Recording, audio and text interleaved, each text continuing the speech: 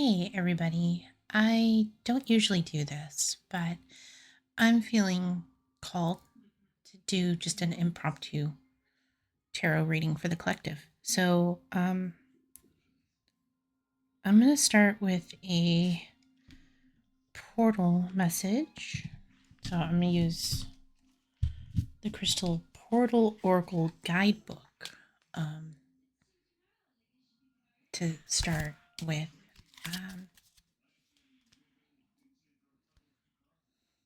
Um, yeah, I'm going to start with this. What is this?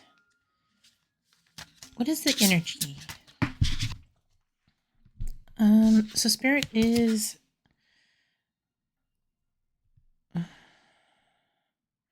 the portal energy is forgiveness.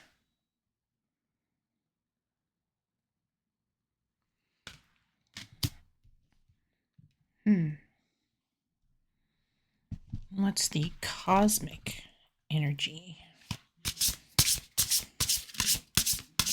of the collective that you want to share?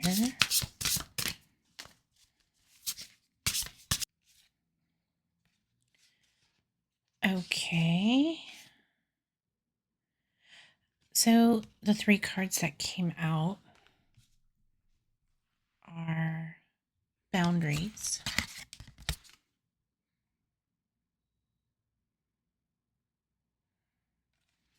with the number 24, motivation with the number 37,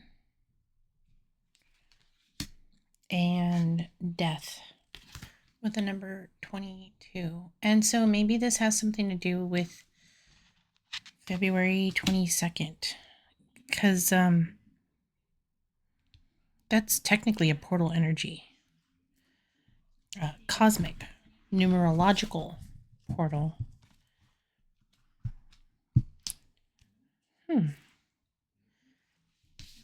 Okay. Let's get into forgiveness. Extend an olive branch with an open heart, allowing forgiveness to mend old wounds and bring peace to your soul.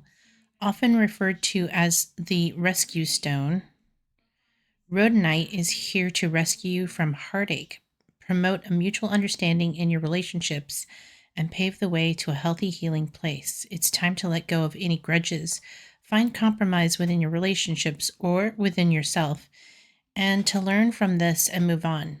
Your heart will thank you. Okay.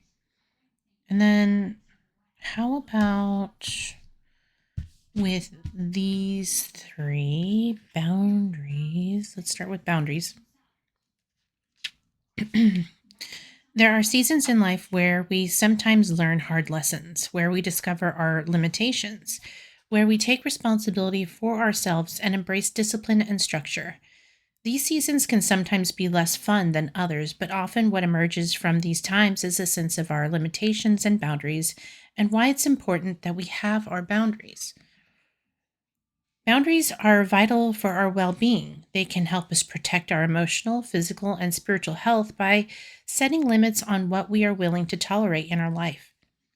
Boundaries are not a negative thing. If anything, they help to foster more healthy relationships with others, with ourselves, and also with how we are in our work. Saturn is the planet of boundaries and limitations. It is the traditional ruler of Capricorn and Aquarius, and it governs over the 10th house of career and achievement. Saturn represents responsibility, discipline, and building a solid foundation for personal growth. This card is here to remind you that you are allowed to have boundaries in your life, that you should know your limits, that you can set your boundaries as you see fit and reevaluate them at any time, that you are in control of what and who you allow in your life. Here's some things to reflect on. What do my boundaries currently look like? Are there areas in my life where I need more boundaries? How do I feel when I set boundaries?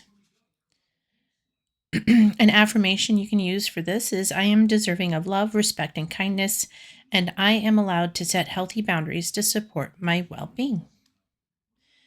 The next card was motivation, the number 37. You got this. You can do it. You are powerful, amazing, and have the strength to move through anything that is currently holding you back. I believe in you, and I want you to believe in you too. The waxing crescent is the second phase in the lunar cycle. It's the first sliver of light in the sky following the dark new moon, and it represents the first light of our motivation. Motivation is what helps us move forward on things and continue down whatever path we are moving toward. Motivation is sometimes hard to find, though. We will have seasons of feeling motivated and seasons of not feeling motivated at all. And both of these seasons are okay and just part of the process. Regardless of what season you're in, think of the waxing crescent card as some extra motivation and encouragement to remind you that you can do anything, that you are capable, and that the universe is on your side and here to cheer you on. Here's something to reflect on. How am I feeling motivated in my life right now? What are some things that make me feel motivated? What can I do to encourage myself and be my own cheerleader? And an affirmation for this is I can do anything that I set my mind to, and I believe in myself and my abilities. And then the last card was Death, 22. Endings, transition, transformation, letting go. Death is necessary for rebirth, for new growth, and we are talking about metaphorical death here, not literal death. No need to fear the Pluto card. Instead, think of this card as a positive one, as it is about marking the end of something to make room for something new. It's closing a door, ending a chapter in your life. Actually, more like writing a brand new story altogether. Pluto is the modern planetary ruler of the powerful sign Scorpio, which is traditionally ruled by Mars, and it governs over the 8th house of transformation. Pluto was named after the god of the underworld, and it is associated with death and rebirth. It represents power, regeneration, transformation, and also the process of breaking old patterns and beliefs. The Pluto card acts as a reminder to let the things die that are no longer serving your best interest. So close the doors. End unhealthy cycles. Bury what's holding you back. Here's some things to reflect on.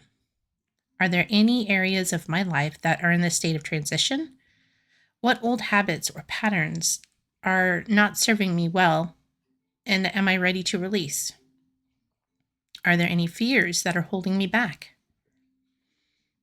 And an affirmation would be, I trust that the transitions and endings in my life are serving their best purpose, and I'm moving forward with them courageously. So it sounds like what Spirit is asking me to relay here is self-forgiveness and allowing space for transition. Perhaps I'm hearing stepping into your power in a new way. Let me get some tarot on this.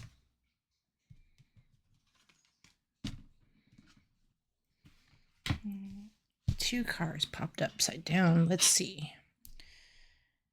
Was this one meant for the collective? I'm using my pendulum. Yes. Was this card meant for the collective? Yes. Okay. Yes to both. All right. The Two of Pentacles and the Eight of Wands. Balance. Something new is happening quickly.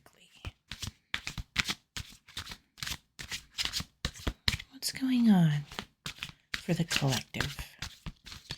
What are they balancing? Ooh, the Knight of Wands, the Seven of Pentacles.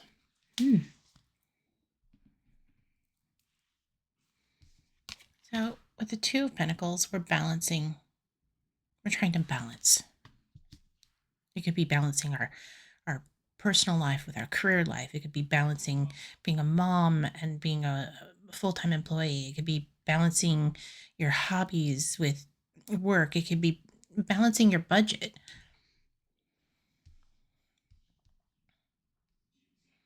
There's a quick change coming.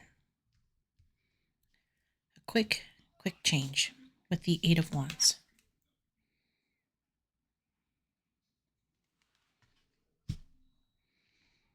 And that quick change comes in the form of the Knight of Wands. See, there's a lot of fire here. It's very passionate. Creative, perhaps.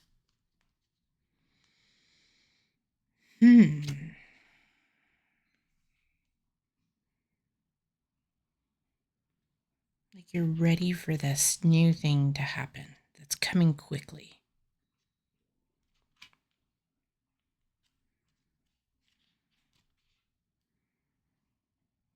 Like doubly quick.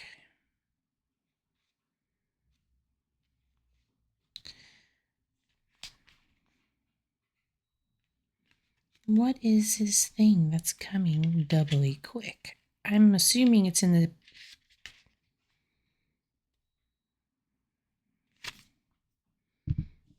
seeds that we've planted and we're watching things grow, but it's like, okay.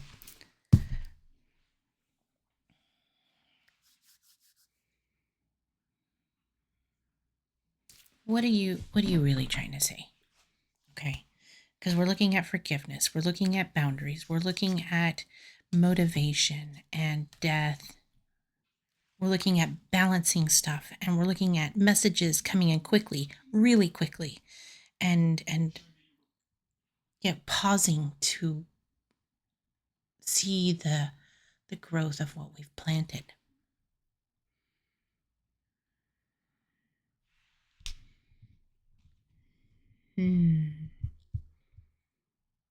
I'm hearing birth again with the floor. I can't make this up. It's the star. Guys, you about to be a star. A rock star, perhaps? That's what I just heard rock star. Like, I guess you're gonna glow up, and in your glow up, you're gonna need to be setting some healthy boundaries. You gotta let some old shit die. Stay motivated. Forgive yourself for the past shit, or even forgive the past. Like, okay. Regardless of whenever you've seen this, I had spoken about the witch wound, and when I was speaking about it on my podcast, I was talking about how I had encountered a block, and I was talking with someone about how do I clear this, and they said, hey, why don't you look into the witch wound? And so with looking into that witch wound, it's about clearing and transmuting and healing that aspect. And so I guess that's where the forgiveness would be for me. What area in your life do you need to heal and forgive so that you can step into this new hope, this new community of growth and being the star that you are?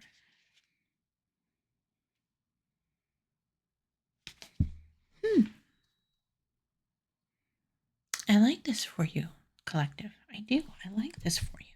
This is a very healing, uplifting message.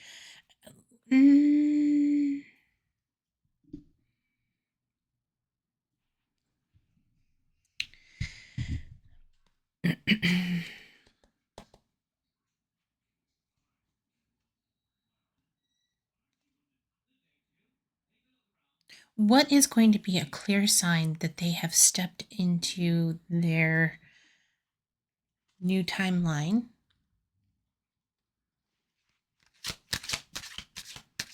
their new star path? Yeah, care.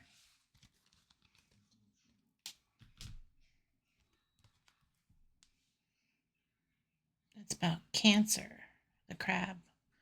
Care. Hmm.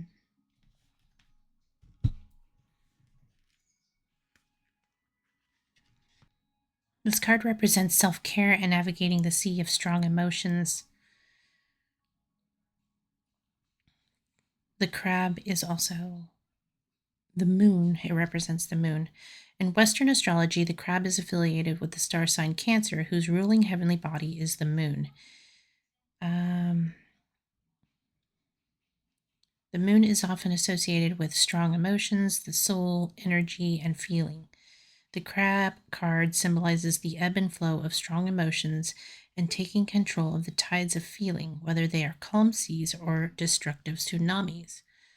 Crustaceans live in a casing of thick armor which guards them against predators and the potential violence of the water around them. This card is a symbol of empathy, therapy, and self care. It urges you to recognize the destructive forces of negative emotions and take steps to guard yourself against them. The crab card is a reminder not to allow strong waves of emotion to overtake you and destroy you, but to ride the waves and find your safe harbor. Hmm.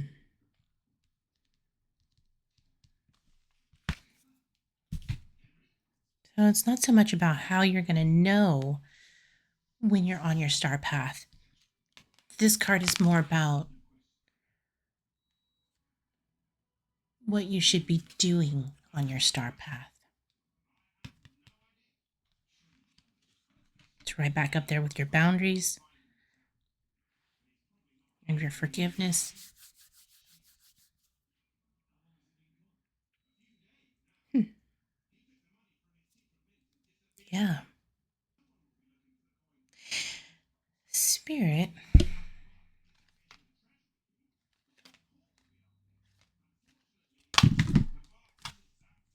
what is the message that's coming through quickly for the collective?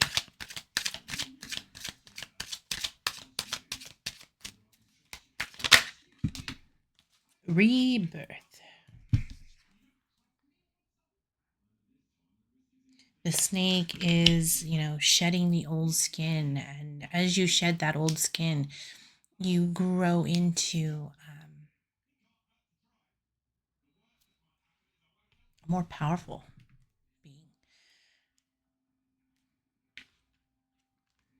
As the snake sheds and emerges clean and new from the sheath of dead skin, it reminds us of the constant cycle of life, death, and rebirth, going back to the death card. We shed our skin and hair daily, and the remnants of our bodily self become dust on the air, in the earth, and in the water. This card asks us to consider our place in the grand cycle of things and reminds us that change is a natural part of life. Gnosticism adopted the Egyptian symbol of the Ouroboros, which is the snake biting its own tail, into its teachings as a symbol of infinity and continuity. The symbol was originally associated with the union between Ra, the ancient Egyptian god of creation, and of the sun, and Osiris, god of the dead. This union of life and death becomes a symbol of rebirth. This card may symbolize the infinity of time and its repetitive cycle. It expresses the need for renewal, change, and evolution in order for the cycle not to be constantly repeated. Hmm. Interesting. Interesting. What are you going through, collective? Are you experiencing healing around your witch wound? Are you experiencing healing around your divine feminine? Are you experiencing healing around your divine wisdom? Are there areas of your life that you feel like you regret?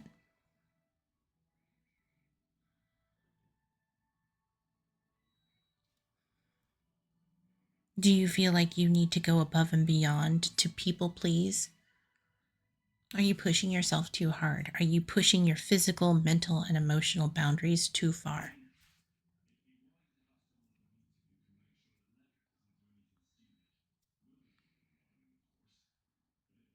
Spirit is asking you to stop that. Stop. Pause.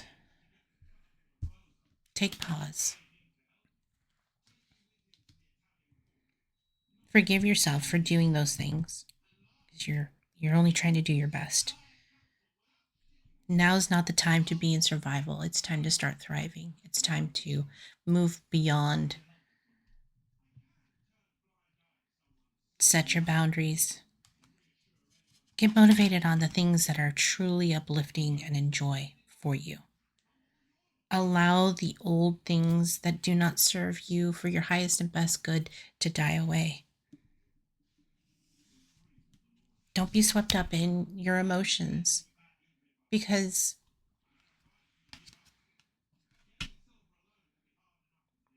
while it is okay and it is safe for you to feel your emotions, when you dive in and you dwell on those emotions, you will get lost in the tide. Now's the time for rebirth. Again, to let go of those things that do not serve your highest and best good. Balance. Balance yourself mentally, emotionally, physically, and spiritually. Because that change is coming quickly. And if we aren't in alignment with our highest and best selves, if we are not in a state of forgiving and letting go of the old, shedding the things that do not serve us, if we're not setting those healthy boundaries and taking care of ourselves mentally, emotionally, physically, and spiritually, and again, letting go, we're going to miss out on the seeds that we've planted. We're going to not hit that mark. We're going to miss out on our tribe and our connection. I don't know who needed to hear this message. Honestly, I wasn't feeling like doing this today, but here it is. I'm going to leave this here, guys, and follow the moon, shoot for the stars, and know that you're loved. Ah.